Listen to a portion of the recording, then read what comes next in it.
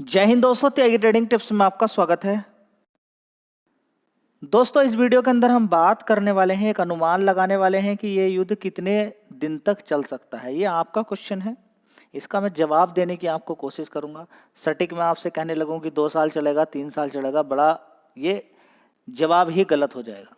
ठीक है, नहीं आपको मालूम है, नहीं मुझे मालूम है, क्योंकि इजराइल और हमास की जो लड़ाई इतने दिन से चल रही है, उसके बीच में हूती भी आ गए हैं। ईरान लगातार वहां पर हथियार सप्लाई कर रहा है। अगर बात करते हैं तो आपने अनुमान नहीं लगाया होगा कि रसिया यूक्रेन की लड़ाई इतने दिन तक चलेगी। लड़ाई इतने दिन तक कैसे चल सकती है? हथियारों के बल पर। हथियार जितने ज़्यादा होंगे उतने दिन तक लड़ाई चल सकती है। साथ में ही लोगों का भी होना बहुत ज़्यादा जरूरी है। आप देखेंगे कि रसिया के पास हथियारों की कमी नहीं है, बीच बीच में कमी भी पड़ जाती है, लेकिन सोल्जर की बड़ी कमी होती है। ठीक है, उधर यूक्रेन के साथ भी ऐसा ही है। यूक्रेन को दोनों चीज़ चाहिए, सोल्जर भी चाहिए, साथ में वहाँ पर हथियार भी लगातार चाहिए। ठीक है, देखिए आप न्यूज़ में अलग अलग न्यूज़ सारी चीज़ें देखते होंगे कि यूक्रेन तबाह हो गया, बर्बाद हो गया, ऐसा हो गया, सब कुछ ख़त्म हो गया। लड़ाई कितने दिन से चल रही है?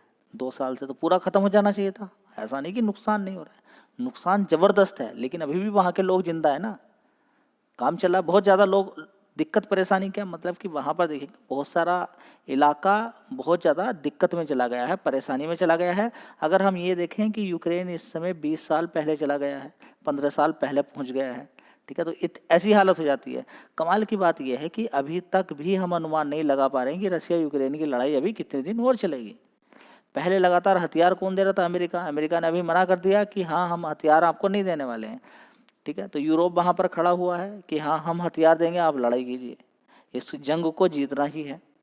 उधर रूस बोला है कि मैं कभी भी परमाणु बम से अटैक कर दूंगा अगर मुझे किसी तरह का कोई खतरा लगा कि पूरा यूरोप मेरी तरफ आ रहा है। ठीक है, तो ये बड़ी दिक्कत परेशानी वाली बात है। चलिए, अभी तक क्या था कि आप कह रहे थे कि इंडियन मार्केट दौड़ रहा है, रसिया यूक्रेन भी चला, इजराइल हमास भी चल रहा है, लेकिन फिर भी हमारा मार्केट दौड़ रहा है। ठीक है, क्यों? क्योंकि इंटरनल कोई दिक्कत नहीं थी।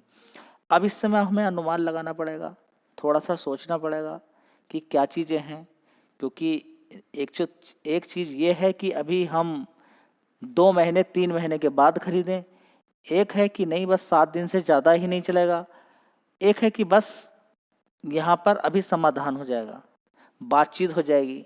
ठीक है, देखें ईरान से, यूएई से लगातार वहाँ के लोग आ रहे हैं, लगातार बातचीत चल रही है। ऐसा नहीं कि युद्ध को बहुत ज़्यादा आगे बढ़ाया जाएगा।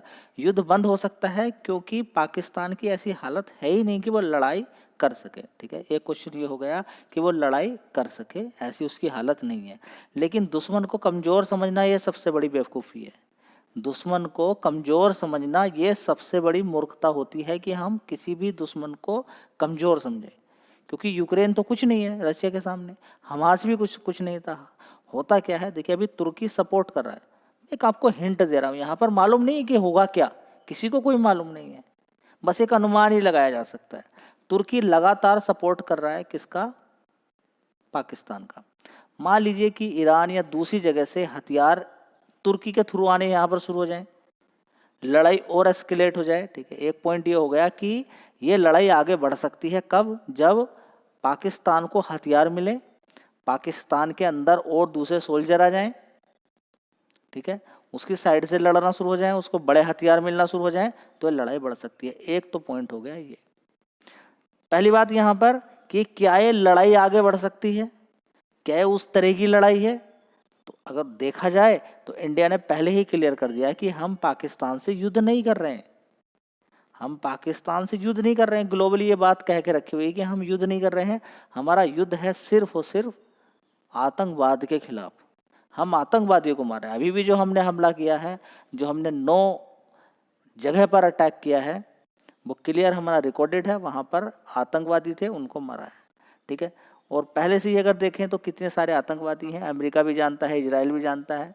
हाल फिलहाल में अगर हम अभी अगर देखने की हम कोशिश करते हैं तो एक आतंकवादी को मारा गया है जिसका नाम है आतंकी अब्दुल रहूफ। ठीक है, जो बड़ा ही पुराना एक आतंकवादी था जिसके चक्कर में अमेरिका भी लगा हुआ था, इजराइल भी लगा हुआ था, उसको अभी मारा है। लश्कर का कमांडर था। इसने पहला एक पत्रकार था जिसका अपहरण किया, डेनियल पर्ल करके एक पत्रकार था जो अमेरिका के अंदर पत्रकारिता करता था, ठीक है। तो देखिए अमेरिका इसके चक्कर में लगा हुआ था, लेकिन सब लोग भूल जाते हैं जब कहीं पर ऐसा जगह छिप जाता है। लोग सारे अपने तरक्की करने के चक्कर में लगे हुए हैं, अपनी जीडीपी बढ़ाने के चक्कर में लगे हुए हैं, ठीक है। तो वो छिपा हुआ था, उसको मारा। लेकिन यहाँ पर क्या है, देखिए आतंकवाद को आगे बढ़ाया नहीं जा सकता। आतंकवाद को बढ़ाओगे तो जो सक्सेस प्राप्त करी है, जो सारी चीज़ें हैं, ये आतंकवादी को एक चीज़ आती है क्या, अगर ये इतने ज़्यादा अपग्रेड अपने आप को इन्होंने कर लिया और ये इस तरह के हथियार चलाने शुरू कर देंगे, तो आप देख सकते हैं कि अभी भी हूती विद्रोहियों ने कितना बुरा हाल कर दिया है। अमेरिका के हों, ब्रिटेन के हों या इजराइल के हों, उनके भी अगर जितने भी शिप जा रहे हैं उन पर लगातार अटैक कर रहे हैं, आप देख सकते हैं। तो युद्ध अभी लगातार चल रहा है। क्यों? क्योंकि ईरान की साइड से लगातार हथियार मिल रहे हैं।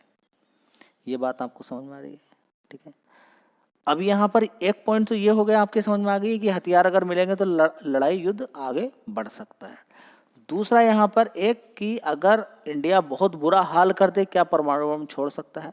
देखिए पॉसिबल तो नहीं है, लेकिन होने के लिए कुछ भी हो सकता है, क्योंकि पाकिस्तान के अंदर आर्मी ही सारा कंट्रोल करती है। आर्मी को कंट्रोल करता है कौन? आतंकवादी। तो आतंकवादी के हाथ में अगर कुछ भी चली जाती है तो बड़ी दिक्कत हो सकती है। अभी पाकिस्तान के अंदर बहुत बड़ी दिक्कतें चल रही हैं। एक कि अभी हाल फिलहाल की अगर बात करते हैं तो तालिबान ने, यहाँ पर आप देखिए क्या लिखा हुआ है, इस न्यूज़ को देखेंगे आप, यहाँ पे देखेंगे 20 पाकिस्तानी सोल्जर को मार दिया गया है। किसने? तालिबान के द्वारा। तो अफगानिस्तान यहाँ पर कूद गया, उसका भी एस्केलेशन है, किसको लेके? बॉर्डर को लेके। वहाँ से जैसे ही फोर्स हटी उसको मारना शुरू कर दिया, ठीक है। तो यहाँ पर पाकिस्तान कमज़ोर पड़ता चला जाएगा जैसे जैसे उसकी आर्मी को मारा जाएगा। दूसरी बात यहाँ पर देखेंगे, बलूच विद्रोहियों ने भी यहाँ पर कमाल करके रखा हुआ है। वो भी लगातार वहाँ के लोगों को मार रहे हैं और बोल रहे हैं कि हम अपना क्या चाहते हैं, कि हम अलग स्वतंत्र अपना बलूचिस्तान चाहते हैं, कि हम अब हमने आज़ाद हो चुके हैं, ठीक है। ठीक है, तो आगे इसी तरह की देखिए, आज़ाद होना बोलना बड़ी एक बात है, लड़ाई करना, ठीक है, एक अलग बात है। तो यहाँ पर ये दोनों ही, अफगानिस्तान यानी कि तालिबान की बात करें या फिर हम बात करें किसकी, बलूच की, तो दोनों ही यहाँ पर ज़बरदस्त फ़ायदा लेते हुए नजर आ रहे हैं, ठीक है। तो ये तो हो गई है फूट, यानी कि दोनों में फूट हो गई अंदर की साइड में, यानी कि टिक नहीं पाएगा ज़्यादा, बड़ी दिक्कत परेशानी होगी, ठीक है। अभी भी अगर आप देखें तो जितनी भी मिसाइल से अटैक किया गया है पाकिस्तान के द्वारा, वो सब हवा में ही उड़ा दिया गया है, ठीक है। बात करें कंपेरेटिवली किसी भी चीज़ को लेके, तो पाकिस्तान कहीं पर ठहरता नहीं है, ठीक है। लेकिन ठहरना नहीं ठहरना वो आगे पता चलेगा कि आगे क्या होगा, क्योंकि दुश्मन को कमज़ोर समझना बड़ी गलती हो जाएगी, ठीक है। लेकिन सबसे बड़ी बात यह है कि चाइना भी अभी सपोर्ट नहीं कर रहा है। चाइना ने बोला कि हम हर तरह के आतंकवादी का क्या करते हैं, बिल्कुल हम अलग से विरोध करते हैं कि आतंकवाद नहीं होना चाहिए, ठीक है। तो ये सारी चीज़ें आपको देखने को मिल रही है। 400 ड्रोन से अटैक कर दिया पाकिस्तान ने, ठीक है, वो सब मार दिए गए हैं ऊपर की साइड में।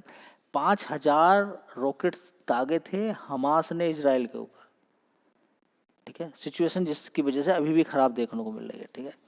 तो ये युद्ध बढ़ाने के लिए मालूम नहीं कि कितना बढ़ सकता है, आगे कितना बढ़ सकता है, लेकिन फिलहाल अगर अनुमान लगाया जाए तो जिस तरीके से अफगानिस्तान, बलोच ये लगातार यहाँ पर सपोर्ट करते हुए नजर आ रहे हैं, तो उस तरीके से देखा जाए तो ज़्यादा दिन ये टिकेगा नहीं, ठीक है। लेकिन अभी इंडिया पूरी तरीके से, मतलब कि जैसे कि एक युद्ध को ऐलान करता है, वो वैसा नहीं किया है। अभी भी क्या बोला है कि हमने युद्ध नहीं किया है, हम सिर्फ आतंकवादियों को मार रहे हैं। तो पाकिस्तान ये ना समझे, लेकिन पाकिस्तान कहाँ मानने वाला है। पाकिस्तान की बात करें, बॉर्डर के इलाके में जो भी घर नज़र आ रहा है उनको उड़ा दिया। पाकिस्तान ने भी एक मस्जिद भी उड़ा दी। अब बताइए कहाँ पर धर्म के बारे में, इस्लाम को हम ऐसा है कि ये ऐसा बोलिए वैसा बोलिए कि आप अगर कलमा पढ़ेंगे तो आप बचेंगे, आप मुसलमान हो तो बचेंगे, नहीं तो नहीं बचेंगे। अरे भाई पता ही नहीं है। देखिए सबसे बड़ा क्या होता है, अपना कर्म। कर्म के आधार पर, अपनी बुद्धि के आधार पर एक इंसान ऐसा है जो चिड़ियों को खाना खिला रहा है, किसी की जान बचा रहा है, एक जान ले रहा है, एक जान ले रहा है, आतंकवाद बढ़ा रहा है, दूसरों को मार रहा है, ठीक है। तो दोनों में अंतर है। एक अच्छे काम कर रहा है, लोगों को खाना खिला रहा है, कोई परेशानी में है उसकी हेल्प कर रहा है, तो दोनों के कर्म के आधार पर ही डिसाइड होता है। ऐसा नहीं कि कोई हिंदू है कोई मुसलमान है, एक हिंदू किसी को मार रहा है ज़बरदस्ती, कोई एक किसी के मान लीजिए कि रूम दे के रखा हुआ कोई लैंडलॉर्ड है, ठीक है, अब उसके पास पैसा नहीं था, वो हमेशा पैसा देता था, उसको मारना शुरू कर दिया, उसको घर से निकाल दिया, उसकी नौकरी भी छूट गई है, किसी ने रेंट पे कमरा लिया हुआ है।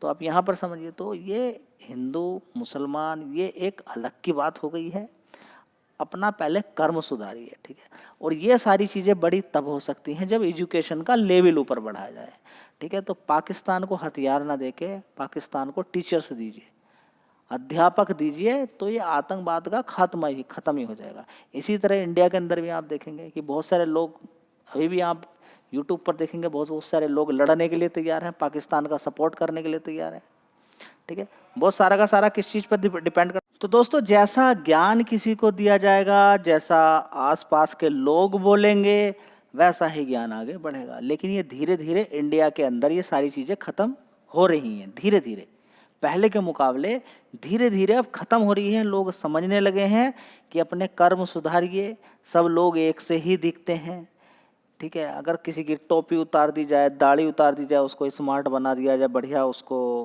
अगर अच्छा सा सिंदूर वगैरह, उसके अच्छा तिलक वगैरह लगा दिया जाए, तो आप कहेंगे ये तो महात्मा लगता है।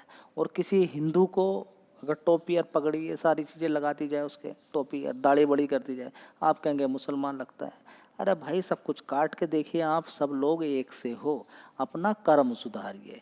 तो आप किसी को सेग्रीगेट, ये देखिए, ये सारी चीज़ें आगे बढ़नी चाहिए। आप सेग्रीगेट किसके आधार पे करोगे जी? किसके आधार पे? सेग्रीगेट अलग करना है आपको, जाति के आधार पे नहीं करना है, आपको कर्म के आधार पे करना है कि उसके कर्म कैसे हैं, वो काम कैसे कर रहा है। मुसलमान इतने सारे लोग हैं मुसलमान, कोई टीचर्स भी है, कोई और बड़े बड़े काम भी कर रहा है, कुछ भड़काऊ चीज़ें भी कर रहा है। इसी तरह से हिंदू भी बहुत सारे लोग हैं, लोगों की किडनी तक निकाल के बेच देते हैं। बहुत सारे लोग हॉस्पिटल्स के अंदर आप देखेंगे कितने तरीके से, आप देखेंगे कि कितना, कभी प्याज की जमाखोरी हो जाती है, ठीक है। बड़े बड़े नेता इतना बड़ा बड़ा घोटाला करके चले जाते हैं। आप देखते हैं कि अलग अलग देखेंगे कैसे कैसे इंडिया के अंदर लोग हुए हैं जो इतने इतने बैंकों को लूट के चले गए हैं, उनको क्या बोलोगे, बताइए ना। तो ये समझना जरूरी है कि एजुकेशन का लेवल कैसा है, उसी के आधार पर सारी चीज़ें निकलेगी। अपना सेल्फ डिसीजन लेना सीखिए, ये थोड़ा सा आपको हिंट मिलनी चाहिए। तो दोस्तों, युद्ध का आधार कितना बढ़ेगा वो डिपेंड करेगा कि पाकिस्तान को कोई दूसरा कंट्री सपोर्ट कर रहा है या नहीं कर रहा है। अगर नहीं करता है तो ये युद्ध ज़्यादा दिन टिकने वाला नहीं है, ये युद्ध ज़्यादा दिन टिकने वाला नहीं है। तो ज़्यादातर अगर देखें, चाइना भी बिल्कुल नहीं जाता, तुर्की भी नहीं जानता, और इसके अलावा और भी निकल कर ऐसे आएंगे जो कि, हाँ, मैंने क्या बोला कि धर्म के आधार पर लोग निकल कर आ जाएंगे कि हाँ भाई पाकिस्तान हमारा भाई है, ऐसा है। उसको नहीं देखेंगे कि पाकिस्तान के लोग पाकिस्तान के अंदर ही लोगों को मारने के लिए तैयार है, ठीक है। तो न जाने कुछ भी हो सकता है, लेकिन फिलहाल इंडिया ने क्लियर कर दिया है कि ये युद्ध नहीं है, ठीक है। तो घबराना हिसाब से ही युद्ध देखिए। अब इसका मतलब ये नहीं कि मैंने यहाँ पर बोला कि सरकार ने मना कर दिया है कि ये युद्ध नहीं है और उधर की तरफ से बड़े बड़े हमले होने शुरू हो गए, तो वो युद्ध में कन्वर्ट हो जाएगा। और दूसरी बात, ये युद्ध ही स्टार्ट हो चुका है, क्योंकि 40 से भी ज़्यादा ड्रोन छोड़ दिए गए हैं, इतने बड़े बड़े। अगर वो ड्रोन और इतनी 15-20 मिसाइल जो छोड़ी गई हैं, अगर वो सारी की सारी इंडिया के अंदर आके गिर जाती, वो बहुत अलग बात है कि S-400 ने ऊपर ही मार दिया, ठीक है। लेकिन अगर आगे युद्ध ये अगर आगे बढ़ता है तो फिर ये युद्ध आगे बढ़ेगा। बढ़ने के बाद फिर देखते हैं। फिलहाल तो अभी 2 लोग हमारे सपोर्ट में हैं, एक तो बलोच, ठीक है, दूसरा यहाँ पर अफगानिस्तान तालिबान की अगर बात करें तो वो ज़बरदस्त पिटाई कर रहे हैं, आर्मी पर अटैक कर रहे हैं, इंटरनल बड़ी दिक्कत है। तो अभी हमारा कमांड यहाँ पर है, अभी बहुत बड़ा कमांड है, तो शायद ये युद्ध आगे ना बढ़े, जो मेरा अपना पर्सनल अनुमान है। इंडिया वैसे भी इस तरह का देश नहीं है, समझिए, ठीक है। इतनी बार पाकिस्तान को माफ़ कर चुका है, इतनी बार उसने धोखा दिया, चलो छोड़ दो, लेकिन एक चीज़ की सीमा होती है, उसके बाद बर्दाश्त नहीं किया जाता है, ठीक है। तो वो सीमा ही पार हो गई है, तो शस्त्र उठाना, सुदर्शन उठाना बहुत ज़्यादा ज़रूरी हो गया, ठीक है। तो आपको अनुमान पता चल गया अब कि मार्केट के अंदर आगे गिरावट होना या फिर ये गिरावट बढ़ना या घटना, वो डिपेंड करेगा कि आगे सिचुएशन कैसी है। ये सिचुएशन कैसी होगी, युद्ध आगे बढ़ेगा नहीं बढ़ेगा, वो डिपेंड करेगा। ठीक है, वो डिपेंड इस चीज़ पर पड़ेगा कि उसको हथियार कितने दिए जा रहे हैं, उसकी साइड से लड़ाई कितनी कर रहे हैं, वो आगे आपको देखने को मिलेगा। लेकिन मेरा अगर पर्सनल आप व्यू देखें तो आगे ये युद्ध ज़्यादा बड़ा नहीं बढ़ने वाला है। चलिए।